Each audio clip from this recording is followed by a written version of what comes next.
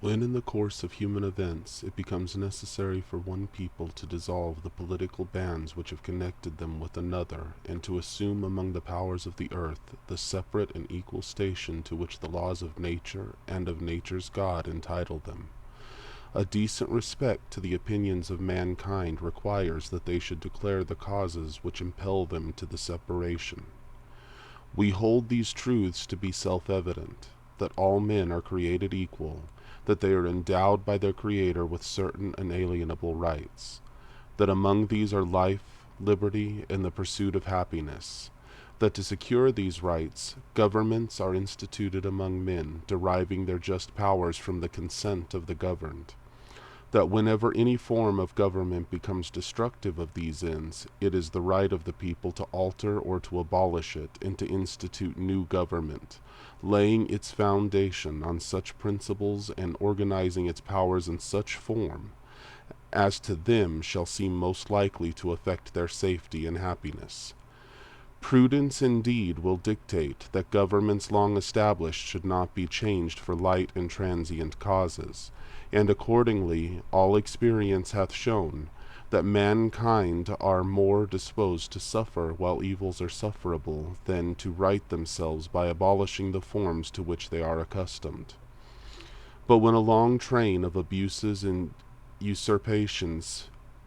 pursuing invariably the same object,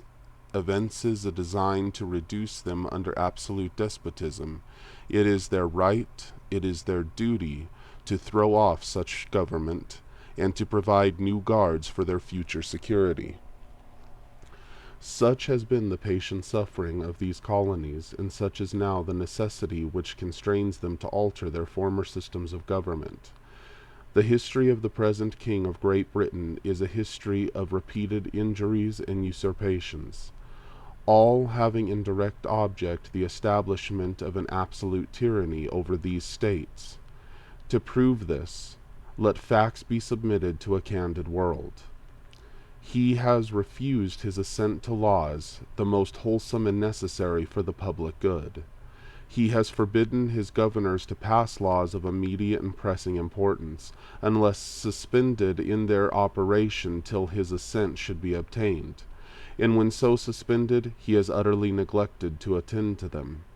He has refused to pass other laws for the accommodation of large districts of people, unless those people would relinquish their right of representation in the legislature, a right inestimable to them and formidable to tyrants only. He has called together legislative bodies at places unusual,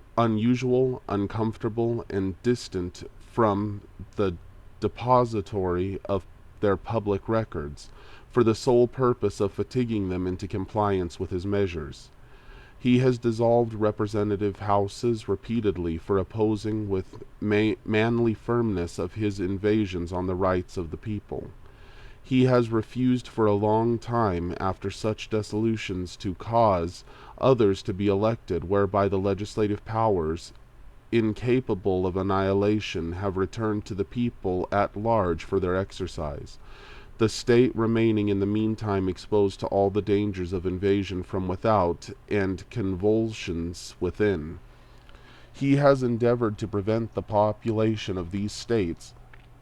for that purpose, obstructing the laws for naturalization of foreigners, refusing to pass others to encourage their migrations hither, and raising the conditions of new appropriations of lands. He has obstructed the administration of justice by refusing his assent to laws for establishing judiciary powers. He has made judges dependent on his will alone for the tenure of their offices and the amount and payment of their salaries. He has erected a multitude of new offices and sent hither swarms of officers to harass our people and eat out their substance. He has kept among us in times of peace standing armies without the consent of our legislatures. He has affected to render the military independent of the superior to the civil power. He has combined with others to subject us to a jurisdiction foreign to our Constitution and unacknowledged by our laws, giving his assent to their acts of pretended legislation. for quartering large bodies of armed troops among us, for protecting them by a mock trial from punishment for any murders which they should commit on the inhabitants of these states, for cutting off our trade with all parts of the world, for imposing taxes on us without our consent,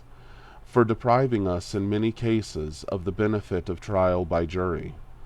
for transporting us beyond seas to be tried for pretended offenses, for abolishing the free system of English laws in a neighboring province, establishing therein an arbitrary government, and enlarging its borderies so as to render it at once an example and fit instrument for introducing the same absolute rule into these colonies, for taking away our charters, abolishing our most valuable laws, and altering fundamentally the forms of our governments, for suspending our own legislature and declaring themselves invested with power to legislature for us in all cases whatsoever. He has abdicated government here by declaring us out of his protection and waging war against us. He has plundered our seas, ravaged our coasts, burnt our towns, and destroyed the lives of our people. He is at this time transporting large armies of foreign mercenaries to complete the works of death, desolation, and tyranny already begun with circumstances of cruelty and perfidy scarcely paralleled in the most barbarous ages, and totally unworthy the head of a civilized nation. He has constrained our fellow citizens taken captive on the high seas to bear arms against their country, to become the executioners of their friends and brethren, or to fall themselves by their hands. He has excited domestic insurrections amongst us, and has endeavored to bring on the inhabitants of our frontiers, the merciless Indian savages, whose known rule of warfare is an undistinguished destruction of all ages, sexes, and conditions. In every stage of these oppressions we have petitioned for redress in the most humble terms. Our repeated petitions have been answered only by repeated injury.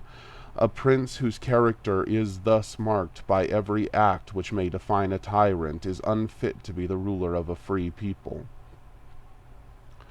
Nor have we been wanting in attentions to our British brethren. We have warned them from time to time of attempts by their legislature to extend an unwarrantable jurisdiction over us.